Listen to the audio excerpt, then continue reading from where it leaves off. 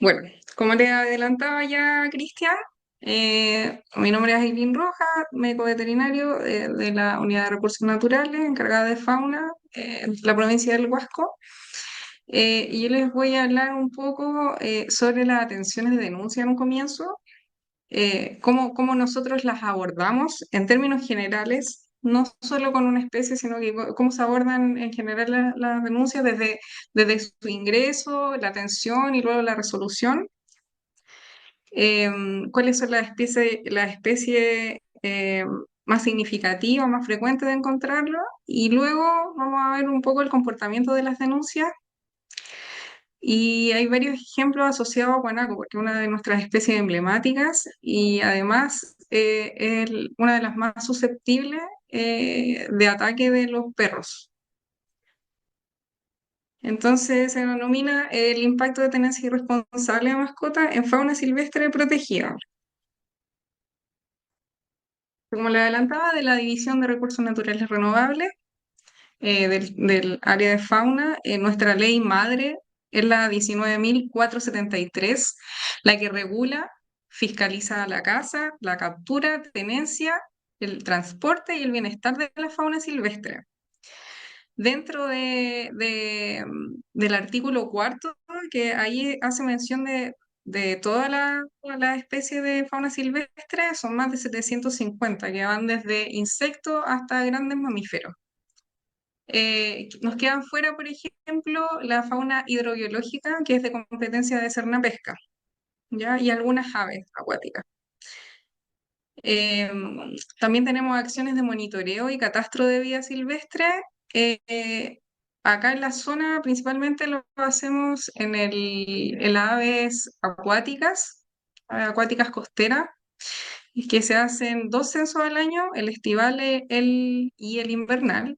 Y además estamos haciendo un precenso y un censo ya propiamente tal de los loros tricahue, y con este ya sería nuestro quinto año.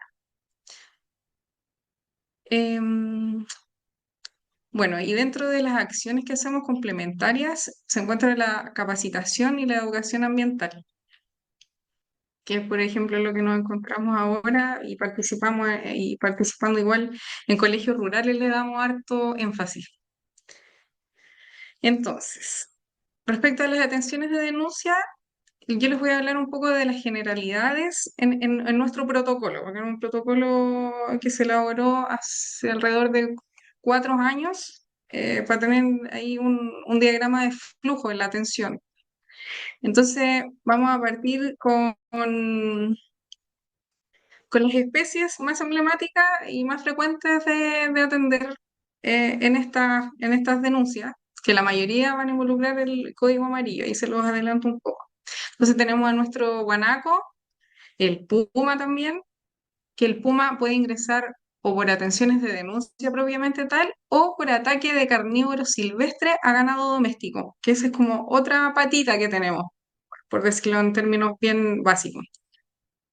Luego tenemos el zorro chiqui, el zorro pulpeo, de los rapaces tenemos el aguilucho, el peuco, después de los citáceos tenemos el loro tricahue, de los reptiles la culebra cola larga, que es muy frecuente, y también el chuncho, o de repente alguna otra especie de la familia de los búhos. Entonces, cuando decimos que en la atención, nosotros clasificamos durante la recepción, que es cuando las personas llaman a la oficina, o nos llega un correo electrónico o un mensaje de texto, o se acercan presencialmente a la oficina sectorial. Entonces ahí se hace el primer filtro. Se le pide los antecedentes al denunciante por un tema de comunicación y filtrar ahí ciertas cosas. Entonces tenemos las atenciones de código verde, que se encuentran a la izquierda de la pantalla, en donde hay un avistamiento de los ejemplares que no amerita acudir a terreno. No se encuentran con limitaciones en su desplazamiento, no se encuentran afectados, solo hay un avistamiento de forma natural, presencia de ellos. Y las segundas que pueden ser código verde es cuando puede haber algún ejemplar que lo traen a la oficina, que ahí tampoco lógicamente vamos a acudir a terreno, pero sí lo recepcionamos en oficina sectorial, que habitualmente eh, mm, son aves, por lo general lo que nos llega, y son de tamaño pequeño, talla pequeña. Ahí le puse justo un ejemplo de un rapaz, eso no es tan frecuente, pero igual pasa, pero no es tan frecuente, no es tan representativo. Y luego la mayoría de las denuncias, las que nos concentran mayoritariamente, tenemos las de código amarillo, que acá justamente le puse de guanacos, y en la de arriba, más adelante vamos a ampliar la imagen porque igual involucra perros. Y la de abajo involucra atropello. Bueno, y después tenemos las de código rojo, que ya adquieren esa connotación porque ponen en peligro, o las características de la atención ponen en peligro la seguridad de terceros. Por lo tanto, siempre acá en la zona vamos a tener vinculado al puma, de alguna forma. Al menos que haya alguna atención que sea de características muy mediáticas. Eso también puede convertir una atención de denuncia de amarillo a rojo. Cuando ya empieza a alarmar mucho, a generar mucho bulla, excitación de parte de los usuarios, de parte del animal, eso nos puede también transformar alguna ahí. Pero mayoritariamente van a ser de puma. En términos nacionales puede involucrar un jabalí también, que puede ser una especie que pueda poner en riesgo la seguridad de las personas, un ciervo, por ejemplo, exótico. Esas podrían ser las otros ejemplos. Pero acá en la zona hemos tenido por Puma se ha activado este protocolo. Y ahí sí, no la atiende solamente el SAC, sino que se coordina con entidades externas que puedan salvaguardar la seguridad de las personas. Puede ser carabineros, bomberos, ONG, municipalidad, y que permitan el fácil actuar del SAC en este caso. Entonces ahí se describe áreas de exclusión, em, contención, ahí es otro protocolo. No les voy a detallar mayormente en esta instancia. Ya, y ahí lo que le adelantaba, que por ejemplo estas denuncias habituales que no llegan lamentablemente, por ejemplo ahí a la izquierda tenemos un guanaco que está atropellado, sector de La Cachina, en Huasco Bajo, y acá tenemos un guanaco en el sector sur de Incahuasi, em, camino a una mina, em, en donde ahí les encerré con un círculo, se ven dos perros. Y bueno, él falleció producto de eso.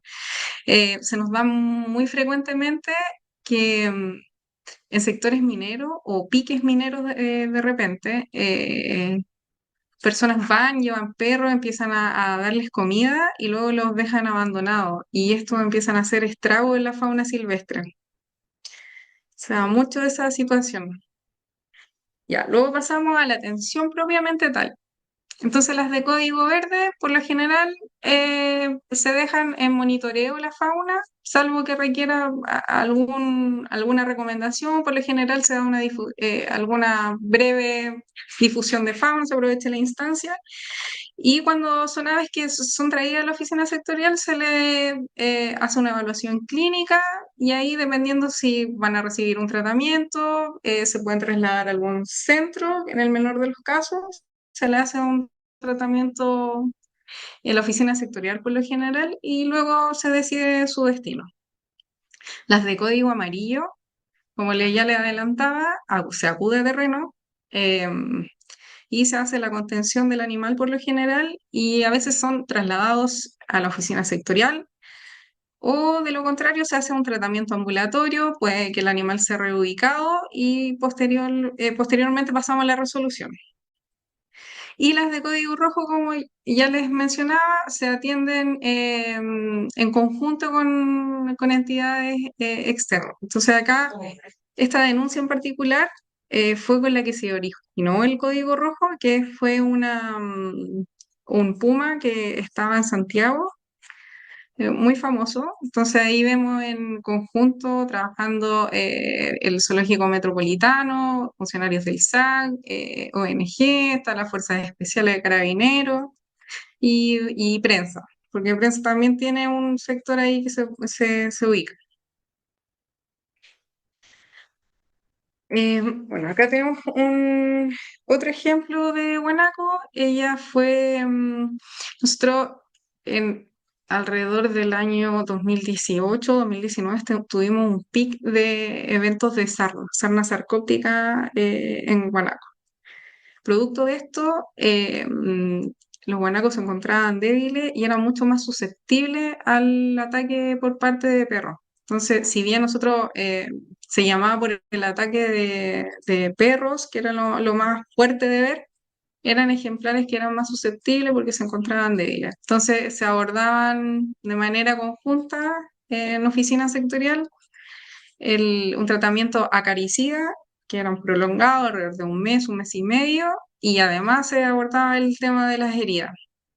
Lamentablemente, habían algunos que eran tan graves las lesiones por las mordidas de perro principalmente, más que por la sarna, que no sobrevivían, no había que practicar la eutanasia. Entonces, esta fue una guanaca que finalmente se liberó.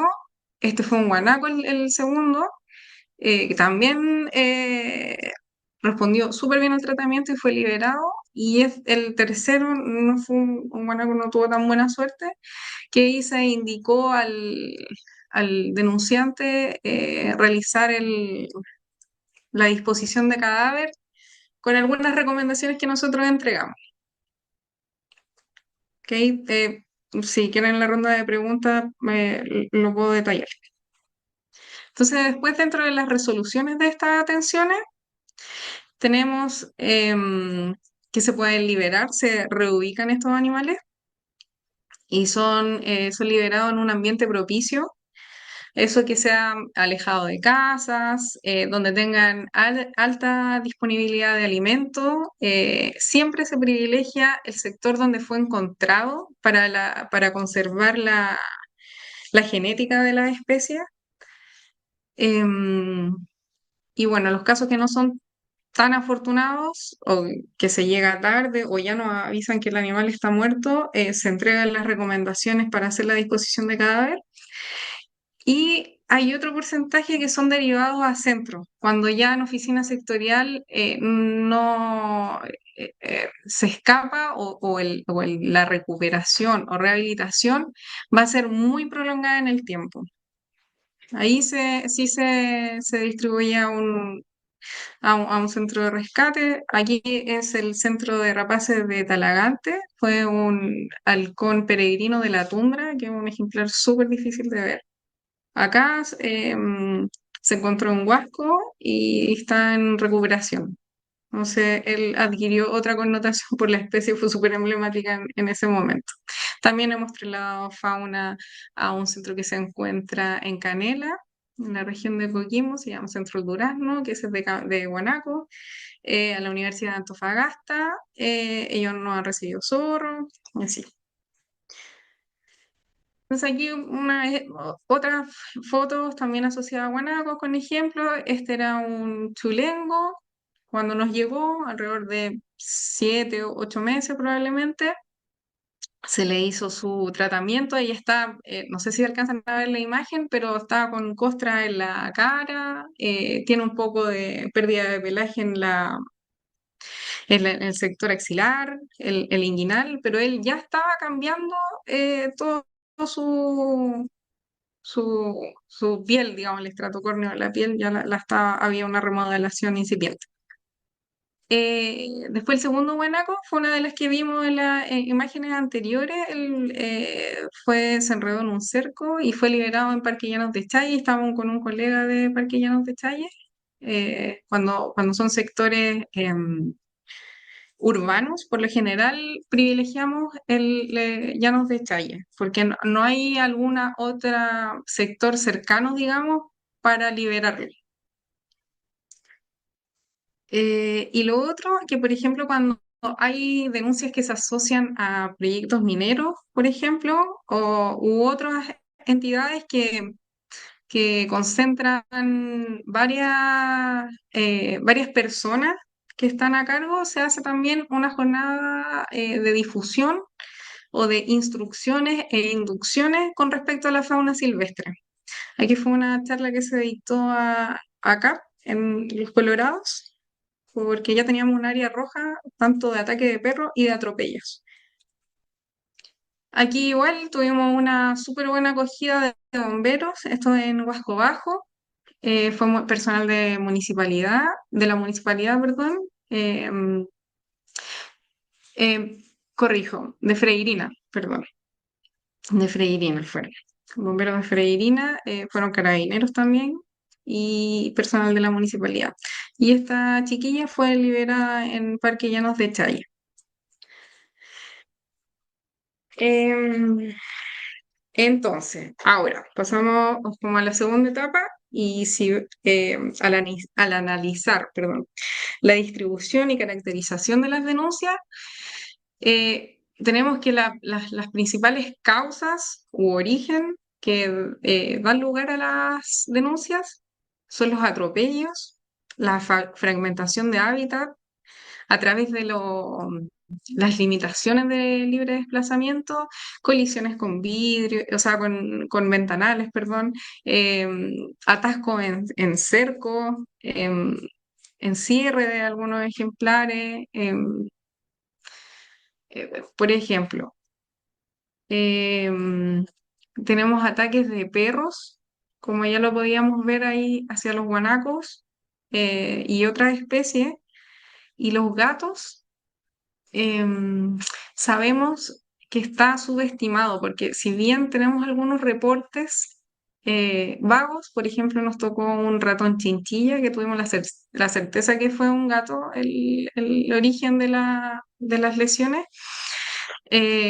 Hay muchas historias que se cuentan atemporalmente que involucran reptiles principalmente, que cazan mucho las aves, pájaros, pero no se hace la denuncia porque como son ejemplares, especies que son de tamaño diminuto, culturalmente no revisten una connotación como para hacer la denuncia. Está muy normalizado, pese a que igual están protegidas.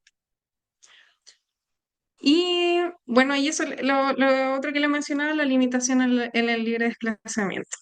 También les quería comentar acá que el perro no está permitido como arma de caza. ¿Y eso por qué se los cuento?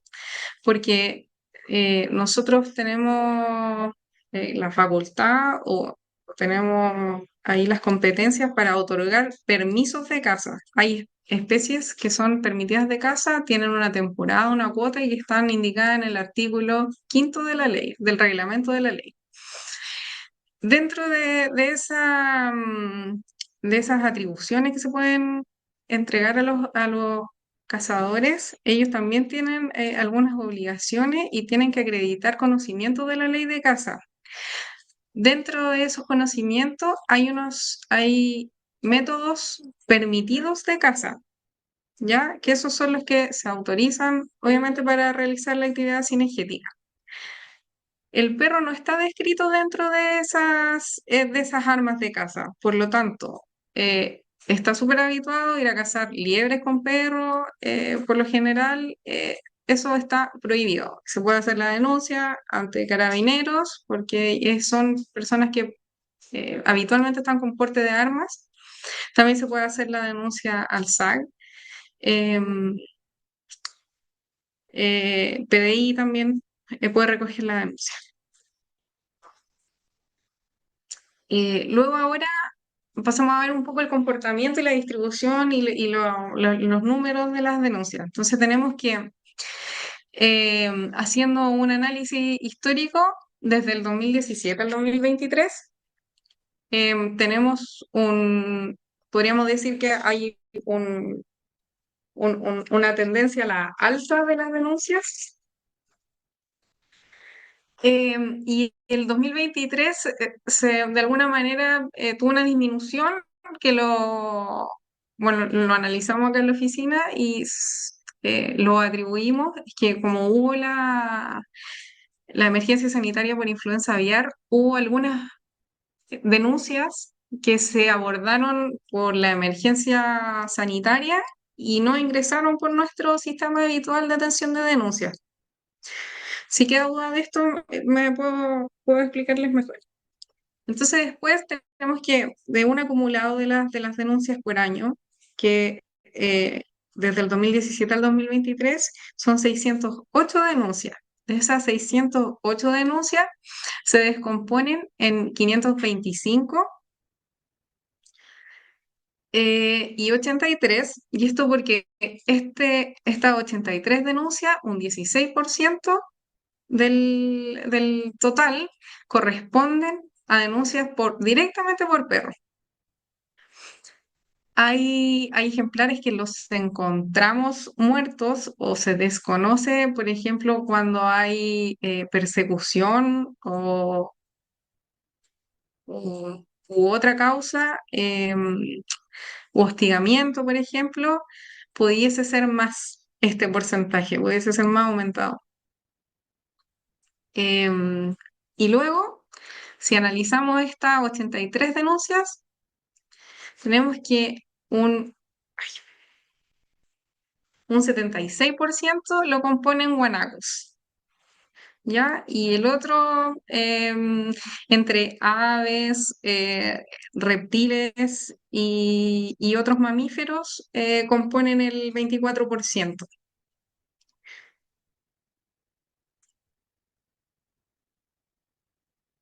Entonces, ¿cuáles son los impactos que finalmente generan la tenencia irresponsable en nuestra fauna silvestre? Es la transmisión de enfermedades, como ya lo decía el compañero en la presentación anterior, eh, por mencionar alguna, el hostigamiento. Hay una competencia evidente por el hábitat, hay, por lo tanto también puede ocurrir un desplazamiento obligado de la especie de sus áreas de alimentación, por ejemplo, y con esto hay una evidente alteración de las conductas naturales. Nosotros tenemos acá, por ejemplo, en la desembocadura del río Huasco, tenemos que llegan al menos 7, 10 especies migratorias nosotros hemos constatado que hay hostigamiento y existe este desplazamiento obligado por perros o que no están con su tradilla o que se encuentran vagando por ahí y otras causas. Ahí es bien impactante ver eso. Y ya como lo más significativo es la mortalidad. Acá tenemos algunos ejemplos. Tuvimos estos casos, son las 4 imágenes de la izquierda, son nuestras, y la del zorro, salvo la del guanaco que está siendo atacado por los perros. Pero este fue un zorrito que dio positivo a distemper. El otro tenía un compromiso en su piel, tenía eh, tiña, hongos. Bueno, esto fue un guanaco que finalmente se indicó la disposición de cadáver. Ahí se puede ver súper marcado en las partes de los muslos y desgarro en el área axilar, que es un patrón de consumo o patrón de mordida súper característico del perro hacia los guanacos. Tenemos este ratón chinchilla que fue atacado por un gato. em, Entonces, de alguna forma, para subsanar estos ataques, nosotros lo que proponemos es un control de la población a través de la esterilización y castración, con varias municipalidades o con los encargados de los respectivos controles, mantenemos contacto. Entonces, cuando vemos que alguna majada o algún propietario tiene muchos animales, le otorgamos los datos para que se apunten, para que vayan a estos controles de esterilización masiva en cuanto fuera posible. tratamos de hacer ese nexo, si bien no es competencia directa del servicio, tratamos de hacer este nexo de alguna forma para mitigar este impacto. Lo otro, que no vaya libremente y que pueda tener pasos controlados, jamás abandonarlo, obviamente, nunca llevar a áreas protegidas de Chile y al presenciar ataques, hostigamientos u hostigamiento, realizar la denuncia ante el SAG, privilegiando el SAG. De lo contrario, cuando son en horarios nocturnos, por ejemplo, o fin de semana largo, que de repente no hay una correcta comunicación con el servicio, puede ser a través de bomberos o carabineros. Nosotros acá con la mayoría de las unidades de sectores rurales tenemos los contactos y no hacen llegar estas denuncias. Así que muchas gracias por su atención.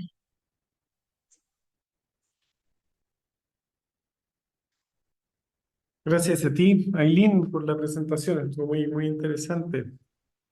Mucho dato. Y no sé si alguien tiene alguna pregunta. Yo tengo un par. Así que, bueno, hay estas preguntas. Partamos por Luis Moreno. Muchas gracias por la presentación, Aileen. Hay cosas bien interesantes, ¿cierto? Y lamentables también. De hecho, me ha tocado ver en alguna oportunidad ataques de perros a guanacos y de verdad que es bien impactante verlo in situ. Pero dentro de esas cosas tú mencionas que ustedes realizan la captura de animales heridos, ¿cierto? Hay un cuidado ahí, hay una recuperación de estos y luego realizan liberaciones. Mira, me tocó estar Ujú. en la novena región y aprendí bastante sobre las liberaciones de los pumas, ¿ya? Y se constató según estudios que muchas veces cuando se hacen reubicaciones de los pumas, se cambia de su área geográfica donde naturalmente estaba distribuido, muchos de ellos fallecen buscando su lugar, o sea, vale decir su territorio propio. Me gustaría saber que si en el caso de las otras especies ustedes tienen datos o sucede algo similar que con lo que pasa con el puma cuando se hacen liberaciones que no son dentro de su territorio de desplazamiento.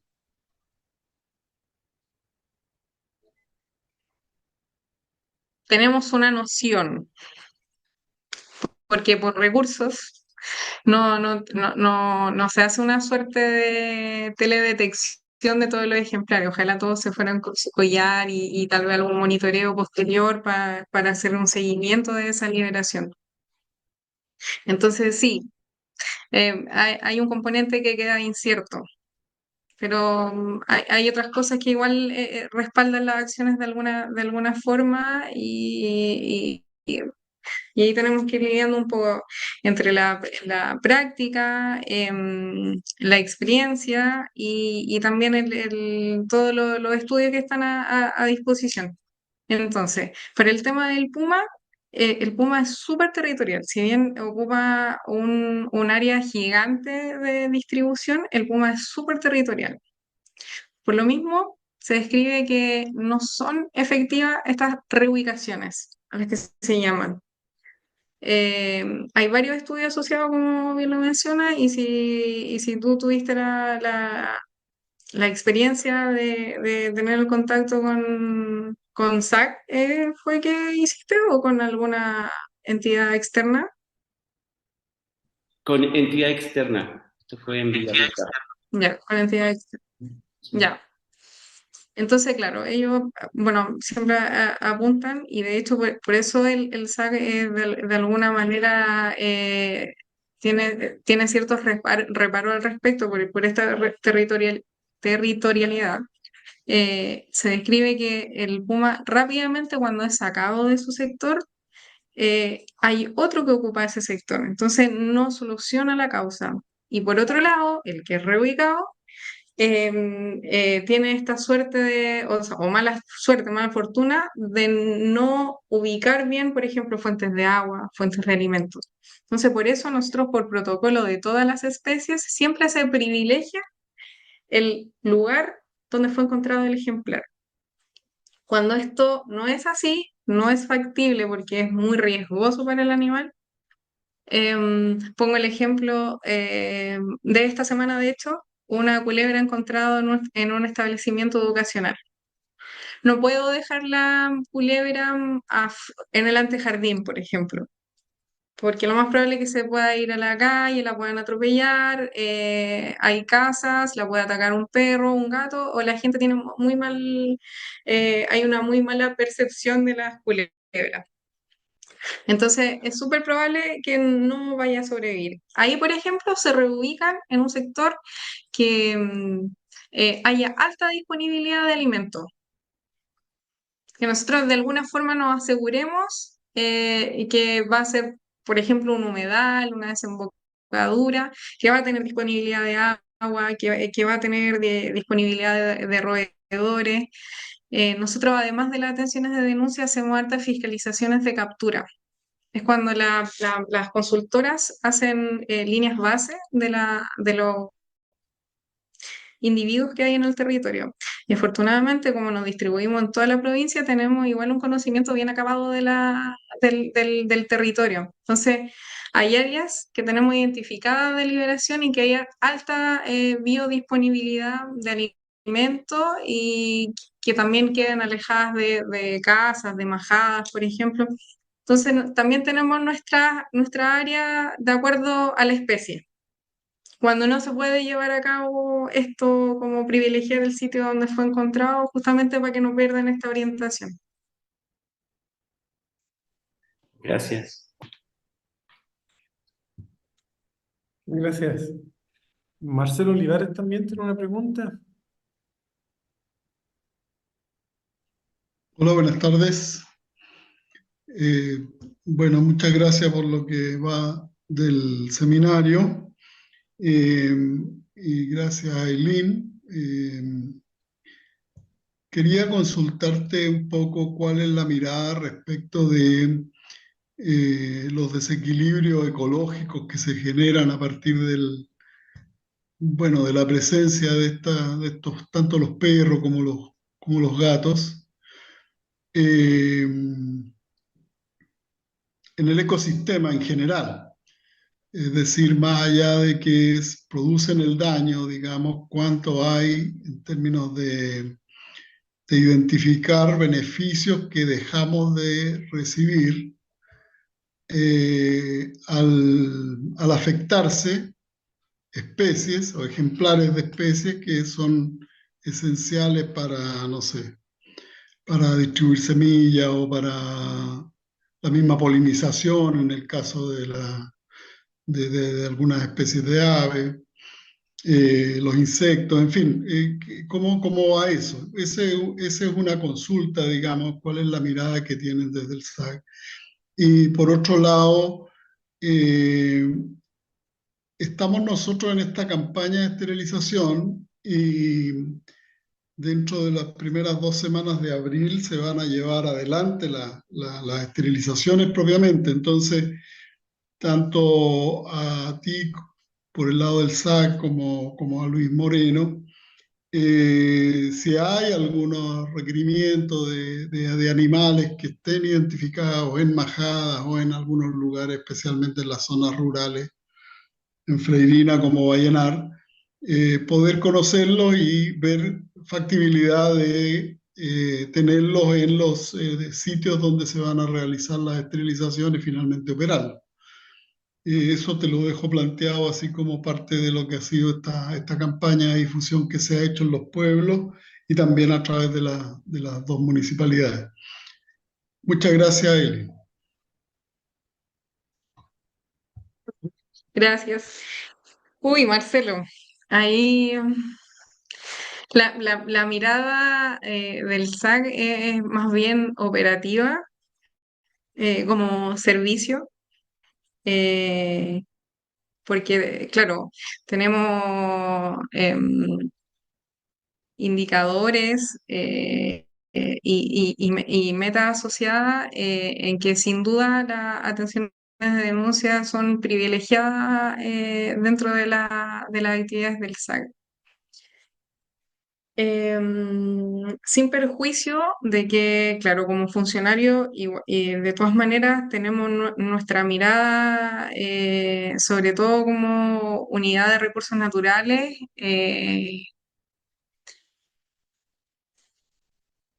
con respecto al tema, o sea, el rol ecológico que cumplen las especies que pueden estar siendo afectadas, em, sin lugar a duda, tiene un impacto súper significativo. Incluso, o sea, llegando hasta las personas, eso es indudable. Hemos recibido capacitaciones.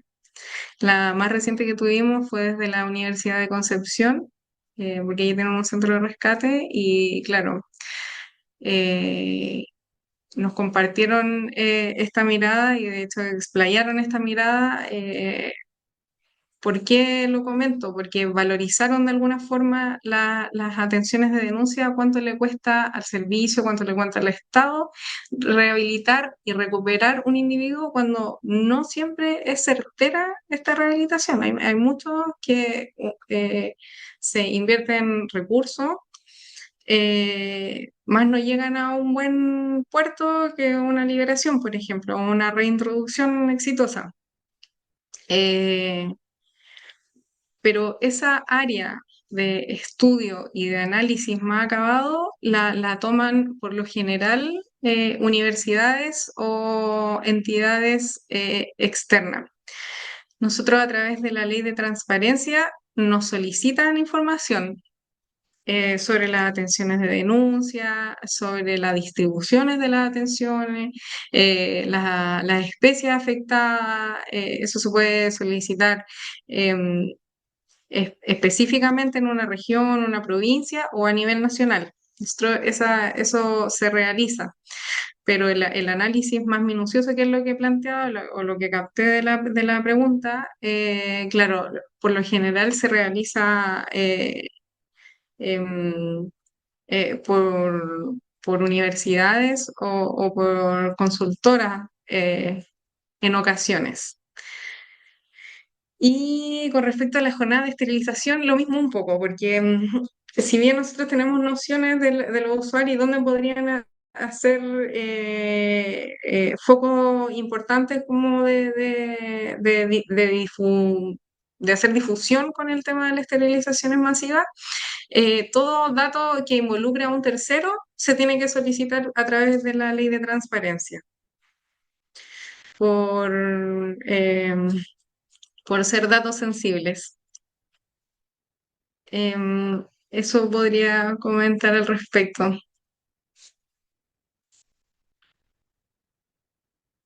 Muchas gracias, Lynn. Una consulta que tengo yo, Aileen, en relación a esto mismo, porque la ley de tenencia responsable de mascotas fija a los dueños de mascotas como responsables legales de cualquier daño o perjuicio que causen estas. ¿Y cómo se complementa esto con la ley de caza? O sea, si es que el perro de una persona se arranca de la casa y caza un guanaco, ¿las penas son las mismas como que si la persona fuera a cazar guanacos con armas?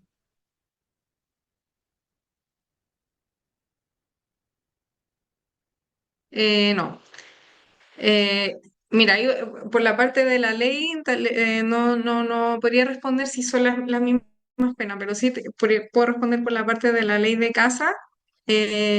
Caza de especies protegidas tienen una connotación de delito, califica como delito y ahí nosotros solo o derivamos o notificamos o ingresa directamente por fiscalía. Y ahí fiscalía, o sea, Ministerio Público en realidad deriva ya sea la investigación por Videma, PBI, o por Carabineros. Por lo general hemos trabajado más con PBI a través de la Videma. ¿Sí? Porque ella, claro, ahí adquiere la connotación de delito.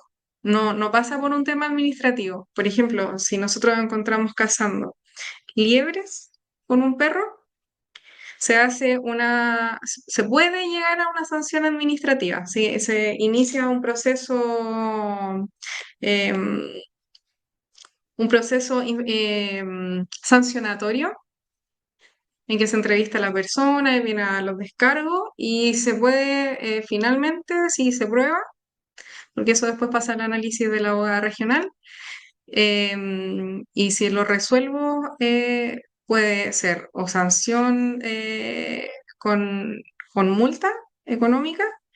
Si es que tiene permiso, puede ser la retención del permiso, em, o dejarlo em, una figura de suspensión a ese cazador, pero siempre es una pena administrativa.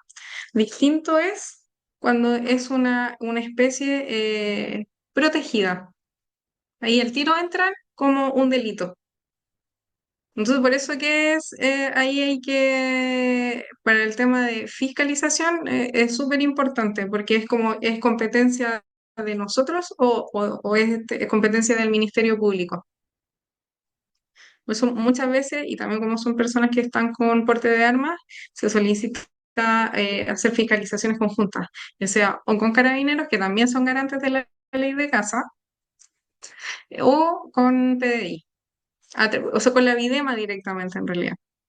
No entendemos con ellos, con la unidad o la brigada en realidad de delitos medioambientales.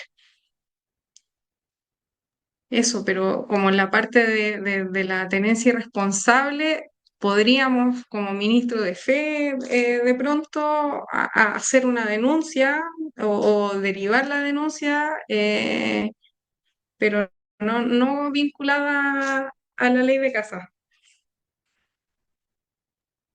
Te entiendo, te entiendo. Gracias.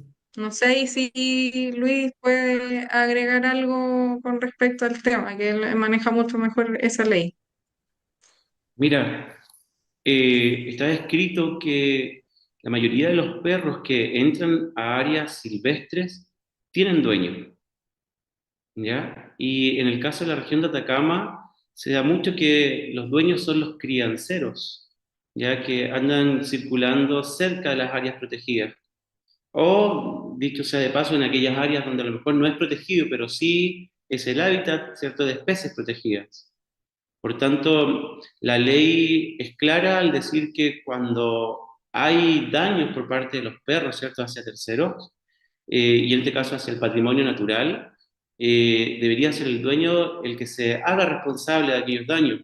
Y la ley es clara, tiene una parte que son penas, ¿cierto?, que son de tipo civil, ¿cierto? Va a haber una multa en UTM, ¿cierto? Y el sujeto va a tener que pagar de acuerdo a lo que diga la ley o como especifica la ley, pero también tiene un impacto penal, pero eso ya es cuando se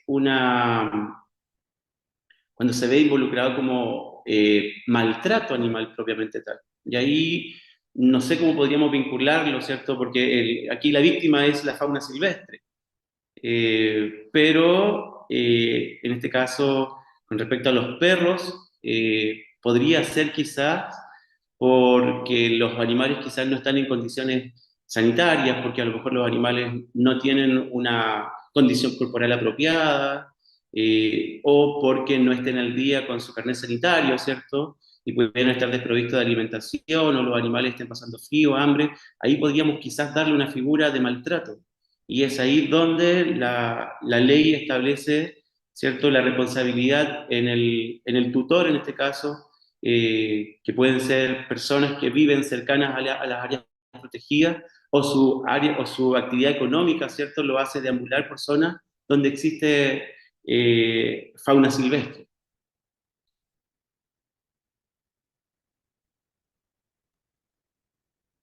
Un poco más claro con eso. Gracias, Luis. Ya, yo finalmente va a ser la última acotación y que para que no quede un concepto equivocado. Nosotros acá en la región de Atacama no tenemos centro de rescate, ¿ya? No tenemos centro de rescate, no tenemos centro de rehabilitación. Por lo tanto, por eso se hacen los tratamientos, ¿no?, en la oficina sectorial.